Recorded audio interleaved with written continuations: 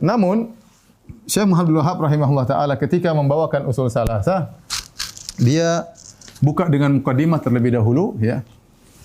Jadi penulis, ya. Siapa itu? Syekh Muhammad bin Abdul Wahab.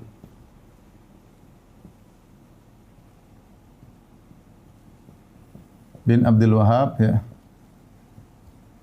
Yang wafat, ya, pada tahun Wahab, ya, yang hidup, ya, 1115 sampai 1206 Hijriyah, ya.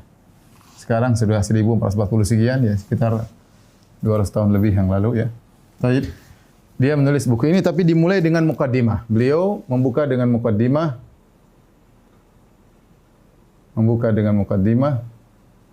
baru kemudian masuk pada intinya. Lalu masuk pada inti.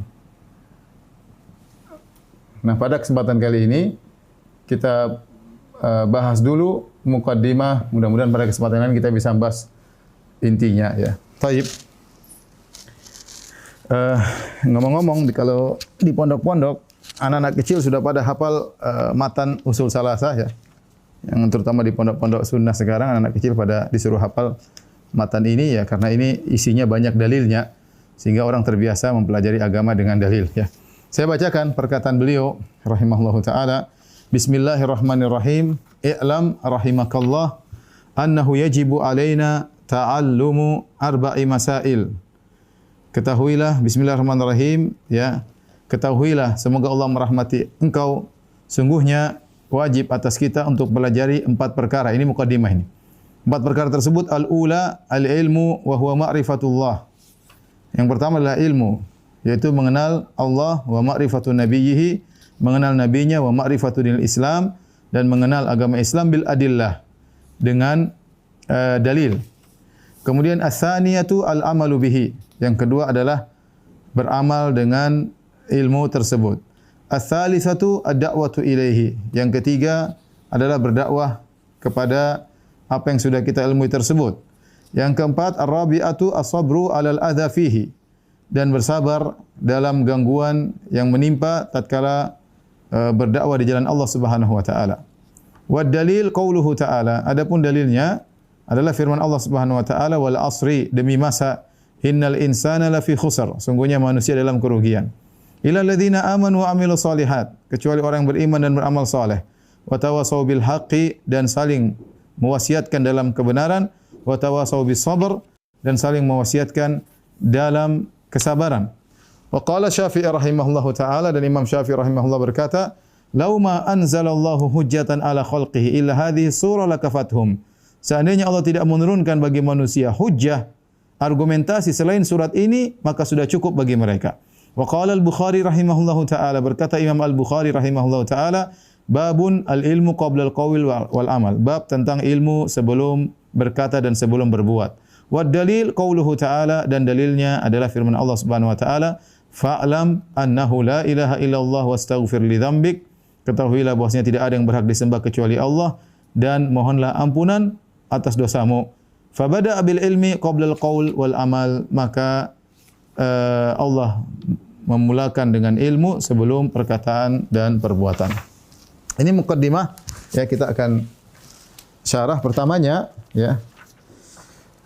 Syekh Muhammad bin Wahab rahimahullah berkata di mukaddimah risalah tersebut, beliau berkata, Bismillahirrahmanirrahim.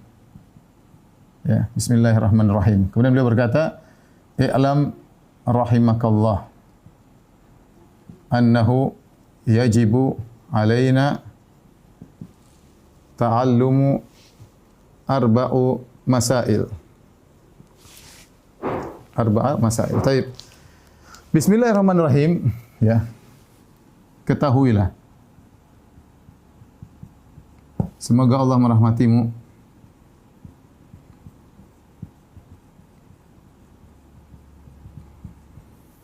wajib bagi kita, sesungguhnya wajib bagi kita mempelajari 4 perkara. Wajib bagi kita mempelajari 4 perkara. Sudah kita bacakan tadi, ya. empat perkara tersebut ya. Yang pertama adalah al-ilmu. Kemudian adalah yang kedua adalah al-amal, beramal, mengamalkannya. Kemudian yang ketiga adalah ad-da'wah, mendakwahkannya. Yang keempat adalah as-sabr, bersabar ketika mendakwahkannya. Ilmu tersebut tadi kata beliau adalah 3 perkara berkaitan dengan ma'rifatullah, mengenal Allah, kemudian mengenal Nabi sallallahu alaihi wasallam, kemudian mengenal Islam. Tapi kata beliau ya, bil adillah, yaitu dengan dalil. Semuanya harus dengan dalil. Dengan dalil. Buku yang ringkas ini mengajarkan kita untuk biasa untuk berdalil dalam membicarakan permasalahan agama. Taib, kita bahas singkat. Pertama, kata Syekh rahimahullah taala, bismillahirrahmanirrahim. Dengan nama Allah yang Maha Pengasih lagi Maha Penyayang.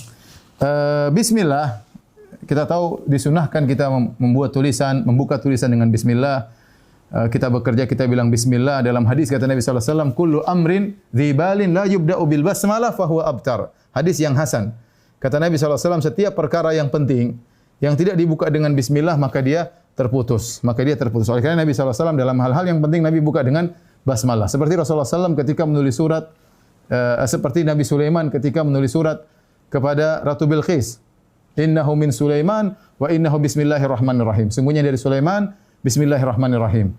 Kemudian juga Nabi SAW ketika menulis surat kepada para raja, bismillahirrahmanirrahim. Ila Herakl Azimir Rum, kepada Heraklius, penguasa atau pembesar kerajaan Romawi ya.